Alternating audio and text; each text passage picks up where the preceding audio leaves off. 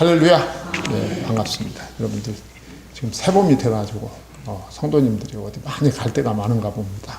네. 네, 오늘 저녁에도 많이 못 나오시고 또 낮에도 딴 때보다 오늘 또 많이 못 나오신 것 같습니다. 하여튼 기도 많이 하시고요. 우리 사남선교회, 삼남선교회죠. 네, 삼남선교회가 연영적으로 참 바쁘고 가정적으로도 또 직장에서도 참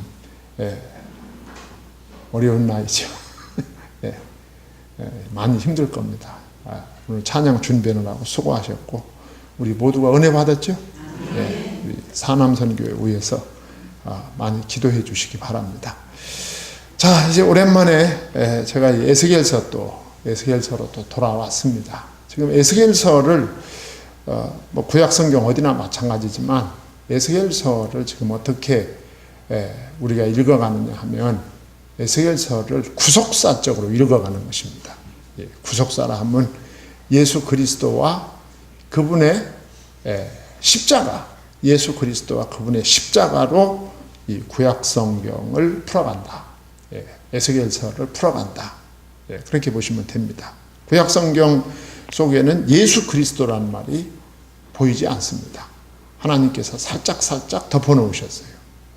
그것을 우리가 이렇게 떠들어가지고 이렇게 보면서 은혜를 받는 이제 내용입니다. 그래서 제가 낮에도 잠깐 말씀을 드렸지만 제가 이제 그 중국에 가서 또 우리 국내에서 또 신학원에 가서 이렇게 강의할 때도 구속사로 성경을 보는 예수 그리스도와 그분의 십자가로 구약성경과 신약성경을 읽어가는 이제 그런 내용의 이제 강의를 제가 하고 있죠. 성도들이 이 사실을 발견하고 깨달을 때 큰 은혜를 받게 됩니다. 성경을 주신 목적이 예수 그리스도입니다. 요한복음 5장 39절에 예수님께서 구약성경은 누구에 대한? 나에 대한 책이다 그랬어요. 예수님에 대한 책이 구약성경, 신약성경도 마찬가지. 요한복음 20장 31절에 이것을 기록하면 주 예수를 믿어 구원받게 하려 함이라 그랬어요. 주 예수가 신약성경의 주제, 구약성경의 주제입니다. 그러니까 성경에는 역사도 있고 많은 교훈도 있습니다. 또 세상에서 잘 사는 방법도 있고 성경에는 여러 가지 교훈도 있고 방법도 있지만 그것이 핵심이 아니다. 핵심은 예수 그리스도를 만나는 것이다.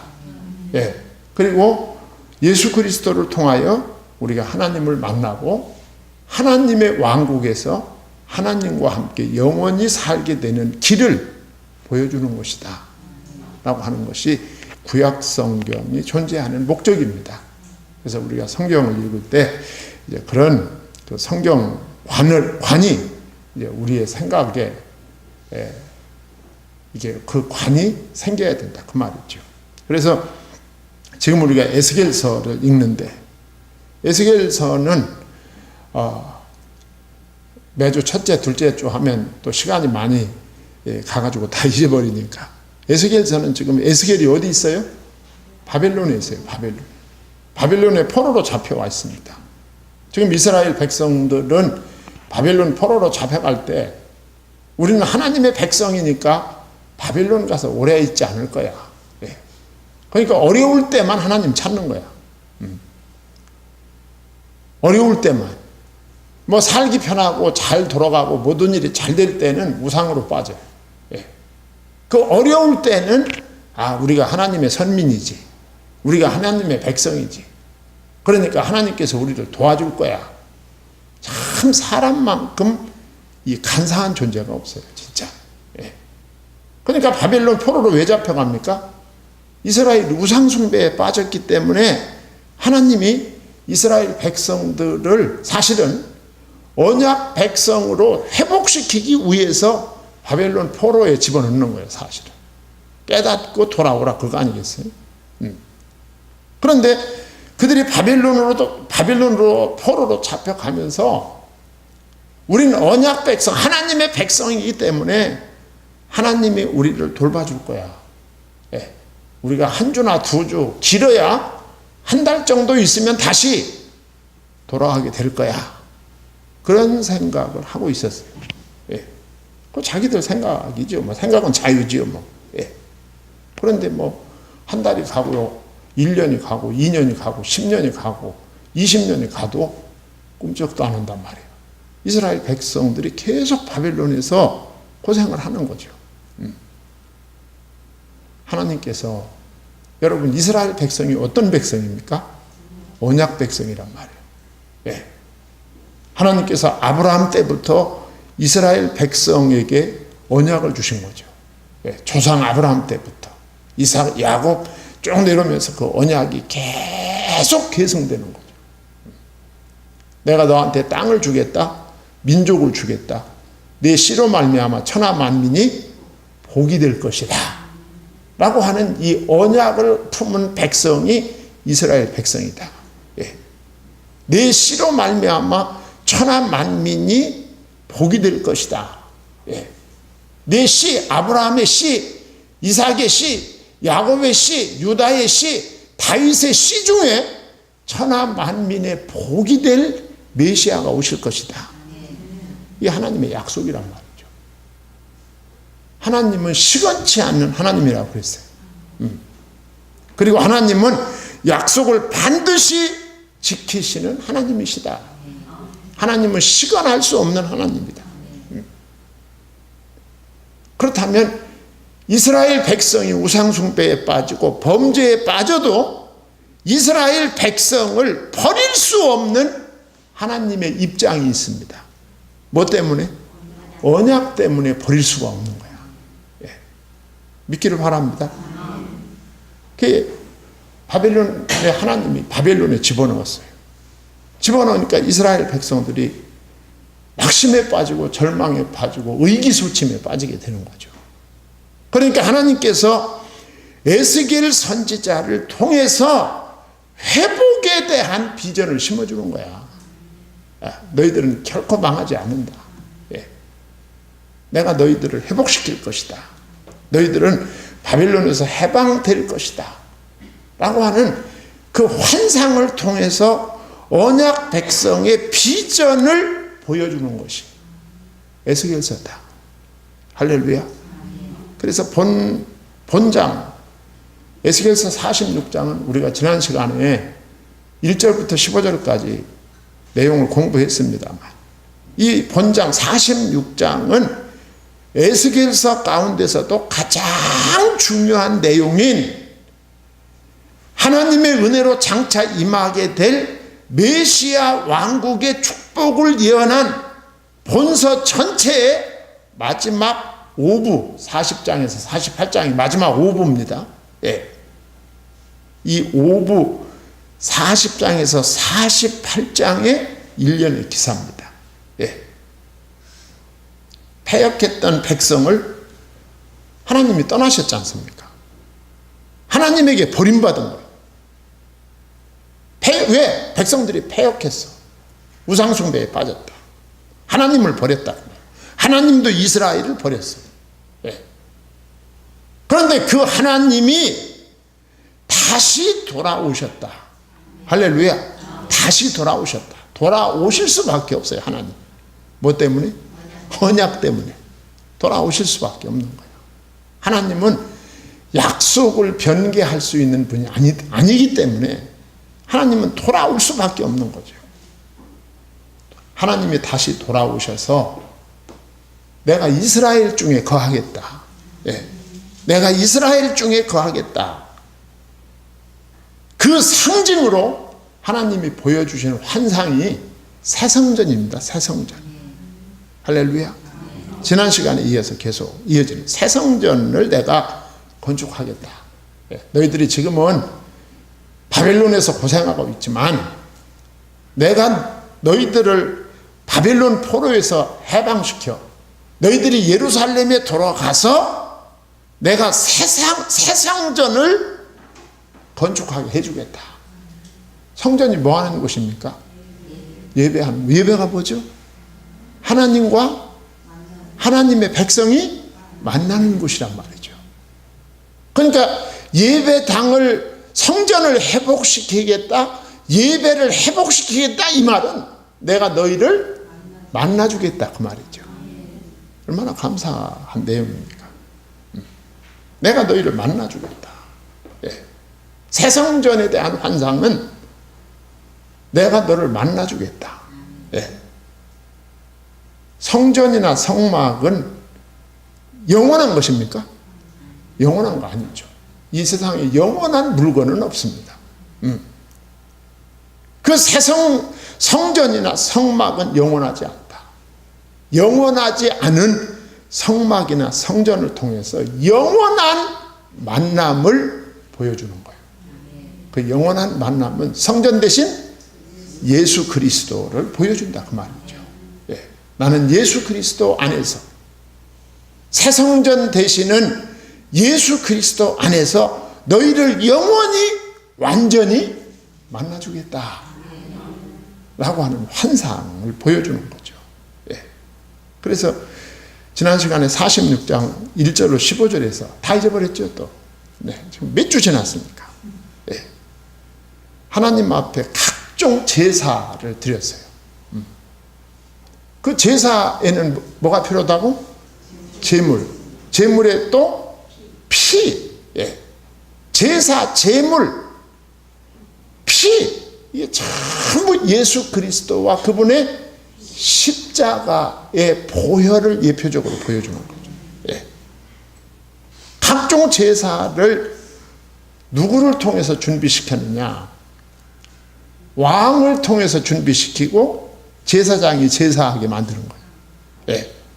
그러니까 각종 제사를 드림에 있어서 그 제사를 준비하는 대표자라 할 수 있는 왕의 역할을 중심적으로 다루세요. 지난 시간에 46장 1절로 15절에서. 예. 오늘 본문은 그 특별한 사명을 부여받은 군주, 왕에게 주어질 기업에 대한 규례가 16절로 18절에 나와 있어요. 오늘 요거 이제 여러분들하고 나누고, 예. 그리고 새 성전에서 누리게 될 새 예배의 규례를 마무리하면서 제물 준비에 대한 규례를 19절로 24절에서 언급하고 있습니다. 오늘 말씀에서 은혜 받기 바랍니다. 예. 하여간 우리가 이 구약 성경을 볼 때 예수 그리스도가 빠지면 이스라엘 역사밖에 남는 게 없어요. 예. 우리가 이스라엘 역사를 알 이유가 없어요. 아니, 우리 역사도 모르는데 우리가 이스라엘 역사를 알아서 뭐예요? 예. 공무원 시험에 나오는 것도 아니고 수능 시험에 나오는 것도 아니고 예수님을 빼버리면 우리가 구약을 읽을 이유가 없는 거예요. 자, 그래서 16절로 18절에 보면 군주에 대한, 군주의 기업에 대한 규정 세 가지가 나옵니다. 세 가지. 그 첫째가 뭐냐 하면 군주의 기업, 기업이라 하면 땅을 가리키는 거예요. 예. 땅을 가리킵니다. 군주의 기업은 왕가에 세습된다. 세습돼야 된다. 자, 너희들이 돌아가서 예루살렘에 돌아가게 될 것이다. 내가 이스라엘을 다시 바빌론에서 해방시키고 그들이 옛날 땅으로 돌아가게 될 것이다. 옛날 땅이 무슨 땅입니까? 약속의 땅인 거야. 약속의 땅. 약속의 땅이기 때문에 돌아가야 되는 거야, 거기에. 그 땅에서 내가 천하 만민이 복이 될 씨를 보내겠다고 약속을 했기 때문에 하나님의 약속이 실현되려면 이스라엘은 바벨론에서 살면 안 되는 거죠. 어디가 살아야 돼요? 약속의 땅에 가 살아야 되는 거야. 그러니까 하나님이 보내실 수밖에 없는 거야, 하나님께서. 예. 그래서 그 땅은, 왕에게 준 땅은 왕가에 세습돼야 된다. 왕가에서 계속 이어받아야 된다. 그 얘기입니다. 16절. 주 여호와께서 이같이 말씀하셨느니라.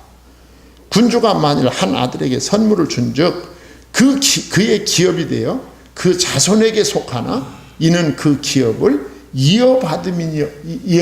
이어받는다, 세습한다 그 말 아니에요. 예. 군주의 왜 이렇게 할까? 그러니까 군주가 받은 땅은 다른 사람에게 주면 안 되는 거예요. 자기 자식에게 계속 이어져 간다. 하나님께서 그 군주의 권위를 보장하시려는 것입니다. 이 군주는 아까 제가 위에서 잠깐 설명했듯이 하나님 앞에 예배를 드리는데 그 제물을 준비하는 아주 중요한 직책이 바로 군주였단 말이죠. 예. 그리고 구속사로 본 왕권, 예. 이 구속사로 본 왕권은 또 누구를 예표하고 있어요? 예수 그리스도를 예표하고 있는 거예요. 예. 왕 대신 예수님이 그리스도다 할 때 세 가지 직분이 포함된다. 제사장, 선지자, 왕권. 왕권은 그리스도의 왕권을 예표적으로 그림자로 보여주고 있어요. 예. 이 구속사로 본 이 왕권의 불가침성을 보여주고 있는 거죠. 예수 그리스도의 왕권을 침해할 자가 없다. 왜? 예수 그리스도의 왕권은 보통 왕권이 아닙니다. 마태복음 28장 18절에 보면 예수님께서 뭐라고 말씀했어요? 예수께서 이르시되 하늘과 땅의 모든 권세를 내게 주셨으니 그랬어요. 예수 그리스도의 왕권은 하늘과 땅의 모든 권세를 가지신 왕권이다. 이런 왕권이 세상에 어디 있습니까? 이런 왕권이 세상에 존재하지 않아요. 그리스도, 구속사로 본 그리스도에 대한 왕권의 불가침성을 보여주는 것이다. 예. 그리고 왕에게 일정한 분깃을 확복해 함으로 백성의 소유를 수탈할 여지를 아주 막아버린 거예요. 차제에. 현실적으로 볼 때. 예. 역사적으로 볼 때 그렇다는 거죠. 궁극적으로는 예수 그리스도의 왕권의 절대성을 보여주고, 예, 역사적으로는 왕에게 일정한 분깃을 주므로 백성의 소유를 넘겨다 보지 못하게 하신 것이다 라고 하는 걸 보여주는 거예요. 그리고 만약에 그 군주가 그 자기가 그 부리는 종 가운데 참 마음에 드는 사람이 있을 수 있지 않습니까? 예. 그런 사람이 있을 수 있거든요. 우리가 지금도 어떤 회사에서 어느 그 회사의 주인이, 그 회사의 사장이나 회장이 그 사원들과 함께 일을 하는데 정말 마음에 드는 사원이 있다. 도와주고 싶은 사원이 있을 수 있어요. 뭐 그런 일은 흔한 일은 아니겠지만, 이 회사를 저 사원에게 물려줬으면 좋겠다.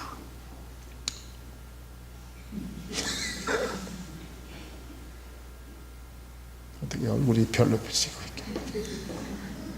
그런 사람이 있을 수 있거든요. 진짜 있을 수 있어요. 충분히. 예. 오늘 왕이, 군주가 말입니다. 예. 요새 말입니다 하는 게 요새 대세예요. 군주가 종에게 준 선물의 경우 있을 수 있다는 거죠. 예. 그럴 경우 어떻게 되느냐? 군주가, 왕이 자기 종 가운데 너무 마음에 드는 사람이 있어서 땅을 선물로 줬다. 예. 그럴 경우에 그 땅은 그 종이 희년까지만 가질 수 있다. 그 말이죠. 희년이 50년이죠. 50년. 예. 왕이 종에게 기업을 선물로 주었을 경우에도 그것이 영원히 종의 것이 되지는 않는다. 그 말이죠. 그건 여전히 뭐라고 했어요? 희년까지 이르고 그 후에는 군주에게 돌아갈 것이니 군주의 기업은 그 아들이 이어받을 것입니다. 그랬어요. 예. 군주가 아들이 아닌 종에게 선물을 줄 경우에 영원히 받은 자에게 귀속되지 않는다. 예. 신년이 이르면 다시 왕에게 소유권이 넘어간다. 모세의 율법, 신년 규정과 일치하는 거예요. 예. 일치하는 겁니다. 자, 이것을 통해서 주시는 메시지가 뭘까요? 이 메시지는 모든 토지의 원소유주는 근본적으로 변할 수 없다는 거죠. 토지의 근본적인 원소유주는 변하지 않는다. 예. 새로운 소유자는 일정 기간 동안 경작권만 갖는다. 예.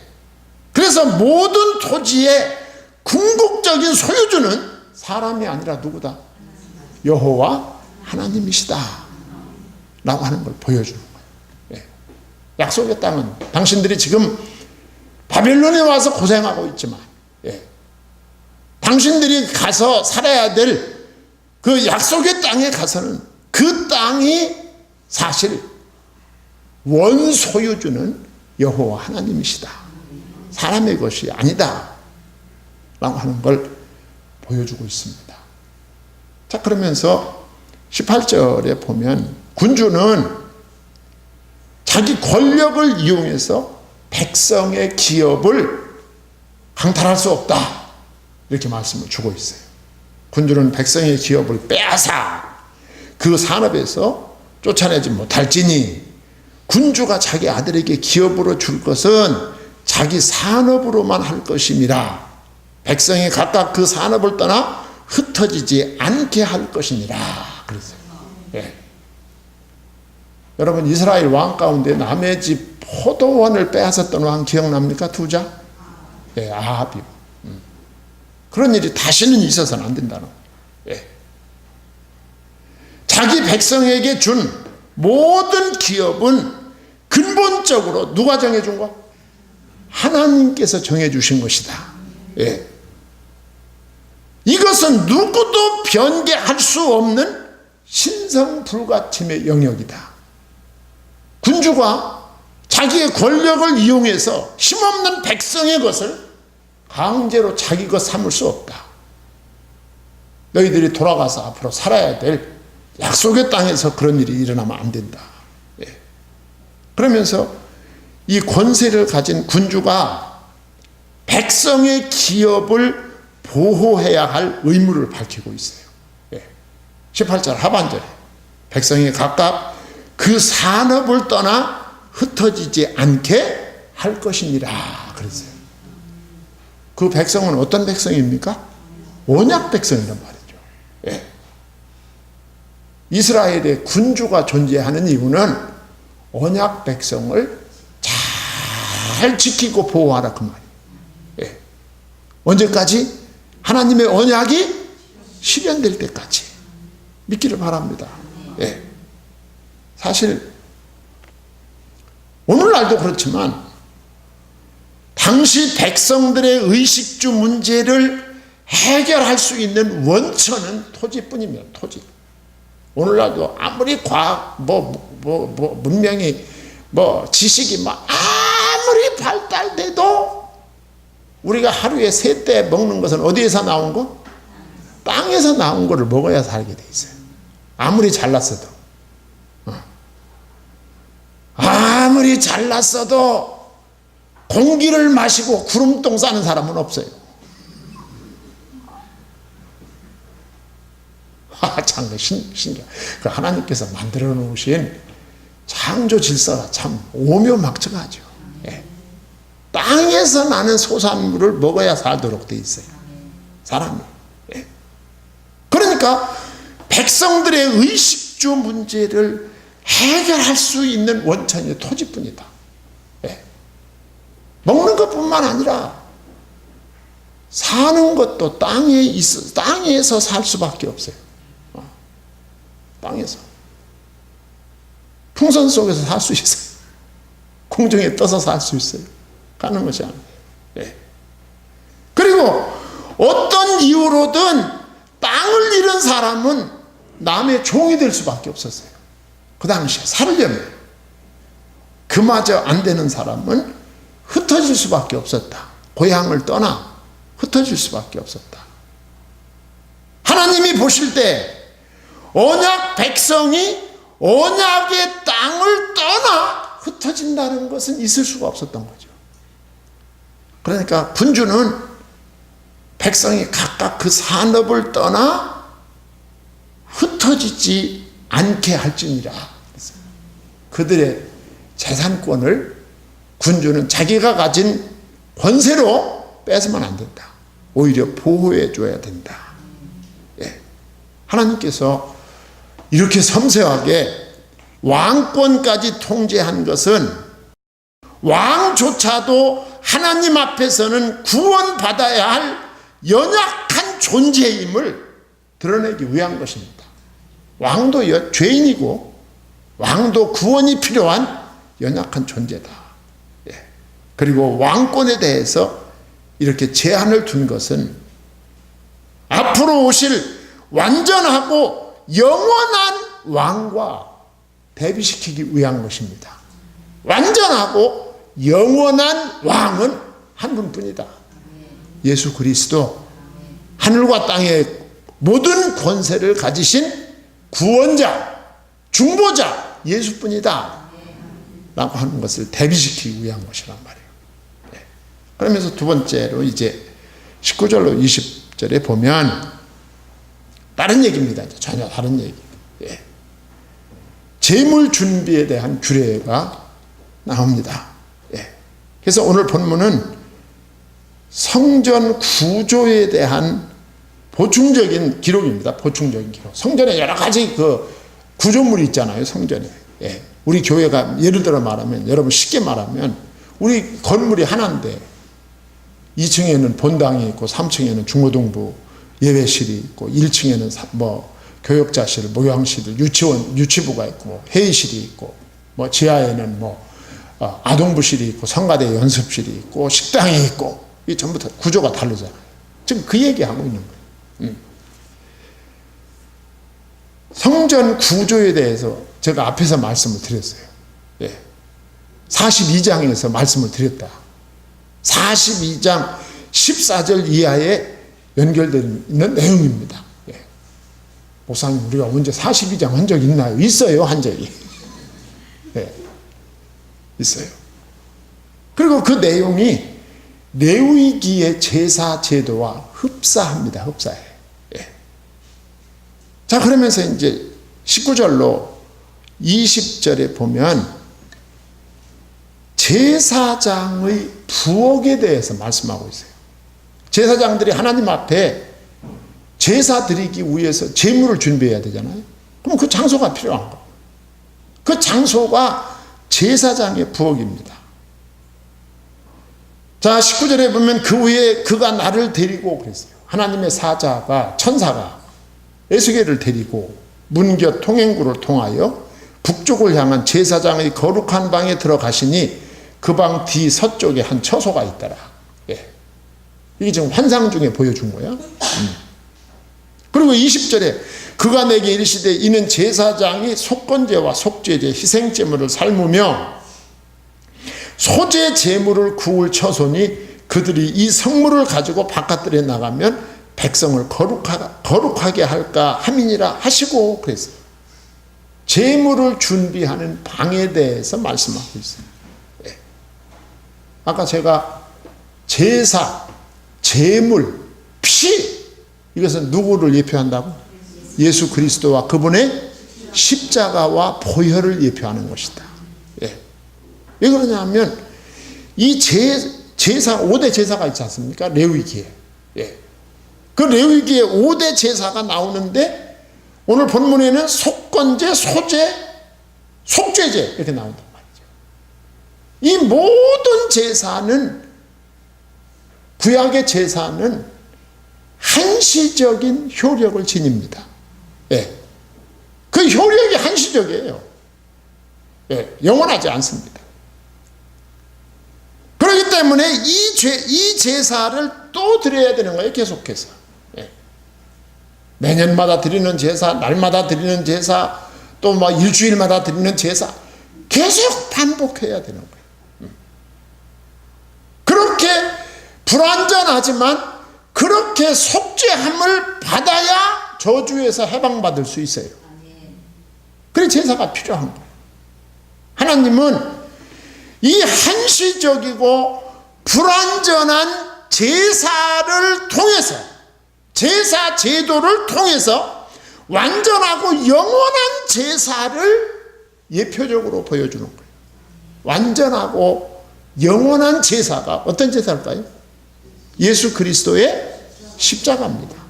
예수님은 십자가에서 이 불완전하고 한시적인 구약의 모든 속죄의 제사를 완성하신 거예요. 믿기를 바랍니다. 목사님, 그게 어떻게 완성이 됩니까? 예수 그리스도가 죄가 없는 분이고 예수 그리스도가 따라서 완전한 제물이기 때문에 그 제사가 완전한 것입니다. 그래서 그를 믿는 자에게 그 속죄의 효력이 미치는 것이다 라고 하는 것이 복음입니다. 복음.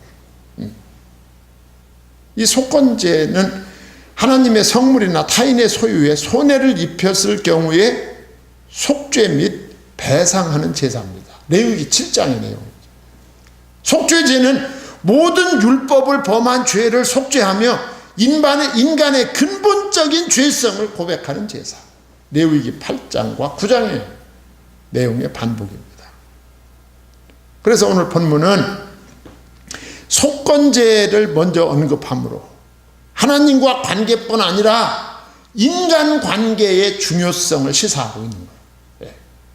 하나님을 믿는 사람은 하나님과 관계가 가장 우선적이긴 하지만 이 땅에서 사람과의 관계도 참 중요한 것이다. 그래서 이 속건제가 앞에 있다. 하나님의 성물이나 타인의 소유에 피해를 입혔을 경우에 속죄 및 배상을 받아야 배상을 해야 되는 것이다. 이 제사를 위해서 희생 제물을 삶고 굽는 장소를 에스겔에게 환상으로 보여준 거예요. 이곳은 많은 사람들의 왕래로부터 구분된 성전 안뜰에 자리 잡고 있었어요. 성전 안뜰에. 왜 그랬습니까?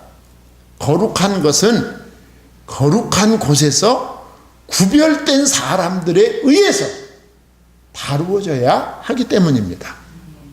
자, 그러면서 마지막으로 21절로 24절에 보면 그가 내게 이르되 이는 삶는 부엌이니 성전에서 수종드는 자가 백성의 제물을 여기서 삶을 것이니라 하더라 그랬어요. 백성의 제물이 나옵니다. 백성의 제물. 제사장들을 통해 여호와께 바친 각종 희생 제물을 일컫는 것이죠. 예배자들이 참여하는 대중적인 제물을 처리할 곳이 필요했기 때문에 이런 장소를 보여줬다. 장소를 보여줬어요. 거기 보면 쭉 나옵니다. 위치는 성전 바깥들이 사면 구석에 있었고, 그리고 이 새성전에서는 바깥들에 있는 거, 바깥에 대해서 아주 관심이 많아요. 이제 47장에 가면 그 밖에 있는 땅에 대한 분배에 대해서 47장, 48장 끝나기 직전에 이 바깥에 있는 땅에 대해서 지금도 그렇지만 계속 관심을 갖습니다. 바깥에 대한 관심이 많아요. 성전 안에만 관심 있는 것이 아니라 성전 밖에 대해서 관심을 가지면서 에스겔서가 끝나는 거예요. 뭐 느껴지는 거 없습니까? 성전 바깥 땅에 대해서, 분배에 대해서 관심이 많다. 하나님은 자기 교회 안에만 관심을 쏟는 것으로 만족하시지 않는다. 밖에 대해서 관심을 가지신다. 이것은 뭘 가리킬까요? 세계 복음화를 가리킨 세계 복음화. 하나님의 관심은 세계복음화입니다.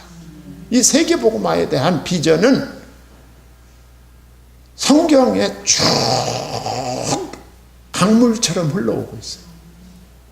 아브라함에게 말씀하실 때 뭐라고 했어요? 창세기 12장 3절에 너로 말미암아 천하 만민 그랬어요. 천하 만민. 어디입니까 거기가? 세계입니다. 세계. 너로 말미암아 천하 만민이야. 이스라엘에서 시작된 복음이 어디를 향해서 가야 돼요? 천하 만민을 향해서 가야 되는 거예요. 참, 이 에스겔서도 보면요. 상당히 어려운 면이 있어요. 환상이기 때문에. 그런데 바깥에 있는 땅에 대해서 관심을 갖고 밖에 있는 땅을 분배하면서 에스겔서가 마치는 거예요. 참 놀랍죠. 이거 깨달아지면 정말 성경 안 읽을 수 없고 성경 공부를 안 할 수가 없어. 아, 정말 이렇구나. 예. 하나님의 생각과 하나님의 관심이 이런 거구나. 예. 오늘 본문도 그런 내용이죠. 그런 내용. 예. 위치가 어디 있었느냐? 성전 바깥들 사면 구석에 있었어요. 제사장들이 제물을 준비하는 부엌이 거기 있었다. 뭐 규모에 대해서 나와 있잖아요. 40적, 30적. 예. 용도는 예배를 드리는 일반 백성을 위해 일반 레위인들이 제물을 삶거나 굽는 부엌이었어요. 그러니까 오늘 본문은 단순히 레위기의 반복이 아니라 진전된 내용을 담고 있어요. 레위기와 비슷한 것은 하나님께서 주관하시는 구속사가 그 원리에 있어서는 한치의 변함도 없다. 하나님의 구속사는 제사를 통해서 이루어진다. 그 제사의 완성은 예수님의 십자가. 보여요. 이건 변하지 않아요. 변하지 않죠. 예. 그리고 구속사의 실체는 종말이 가까울수록 점점 구체적으로 드러납니다. 예. 창세기 3장 15절에서 시작된 여자의 후손으로 시작된 이 구속사가 역사가 가까워 올수록 더 자세히 보인다. 그 말이에요. 예. 구약의 많은 예언은 예수 그리스도의 초림과 지상사역으로 성취되었습니다. 오늘 낮에 말씀드렸듯이. 최종적인 성취가 뭡니까? 예수님의 재림이죠. 그리고 그 이후 만왕의 왕이신 그리스도께서 완전하게 통치하시는 새하늘과 새 땅에서 하나님과 성도와의 교제를 나누게 될 것을 예시적으로 보여주고 있다. 할렐루야. 네. 우리 주님께서 예비하신 새하늘과 새 땅을 바라보면서 에스겔서를 읽어갈 수 있기를 바랍니다. 예, 기도하겠습니다. 하나님 아버지, 하나님의 은혜와 사랑을 감사합니다.